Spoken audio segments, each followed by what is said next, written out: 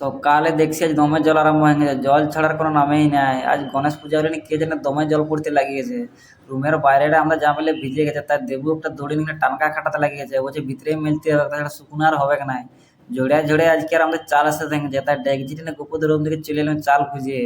আসে দেখছি মানুষ এখানে ফ্যান ভাত আর আলু ভাজাটা নিয়ে দম মারণ দিছে, গপু পকোড়ি করে রেডি করে দিয়েছে। তাই এদের কাছে 4 গ্লাস চা নিয়ে সোজা রুমের দিকে হাঁটি দিলাম। রুমের বাইরেটা দেখছি খাঁচে জল আর ঝড়াচ্ছে, আর দমে বাতাস দিচ্ছে, একদম বাইরে আনাই যাচ্ছে না। এদিকে দেখছে আর রুমের ভিতরে সুদ্ধা জল ঢুকে গেছে, তাই এরা একটু ডোভাজিটা তো শুকনো করতে লাগলো।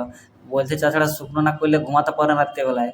ঝোড়ে আলোকেরা চিন্তা দেবু ওখানে কাঁথাটার কম্বলটা উঠে খাঁচে ফ্রি ফায়ার ঢিপাতে লাগিয়ে গেছে। তারপরে হাঁড়িটার কড়াটা চুচটি করে দিয়ে আমাদের গ্যাসটাই ভাতটা বস করে দিলাম। রুমের বাইরেটা দেখছি না খাঁচে জল দাঁড়াইছে, আমাদের বুট মোজা সুদ্ধা ভিজিয়ে গেছে। কোম্পানি বলেছে যে চার চেক সবাইকে বুট পরে যেতে হবে, সেই ভয়ে দেবু দেখছি আর সেই ভিজা বুট আর মোজাকে পুঁততে লেগেছে, বলছে তাছাড়া সেলার এখন কাট করে দিবে। চান খাওয়া দাওয়া করে দেখছি না বাইরেটা মোটামুটি জল ছাড়াচ্ছে, ডিউটি যাওয়া যাবে। তাই রাস্তার ধারে যাই দেখছি না হোটেলটার পাশে গণপতি পূজা করেছে, বলছে আছে প্রসাদ খাই যাবে। তাই সেখানে একটু গণপতি বাবার দর্শন করে নিয়ে প্রসাদ খাতে লাগিয়ে গেলাম। প্রসাদ খাওয়া যেতে বাসটা জায়গায় সবাই ছিলেন কোম্পানি আছে, দেখছি না খাচ্ছে গণেশ পূজায় লোক এসেছে। তারপরে 10টা বাজতে ডিউটি ছুটি হয়ে গেল, মোটামুটি যে চেকিং করছে এখানে। তারপরে পুরোনো বন্ধু তেজার সঙ্গে দেখা হয়ে গেল একটু অনেকদিন পর। বাইরেটায় দেখছি ইনমনটা কোনো গাড়িই আসে না, পুরো জলের জন্য। তারপরে গণপতি এবার একটু দর্শন করে নিয়ে আজকে ভিডিওটা এখানেই শেষ করলাম আর কি।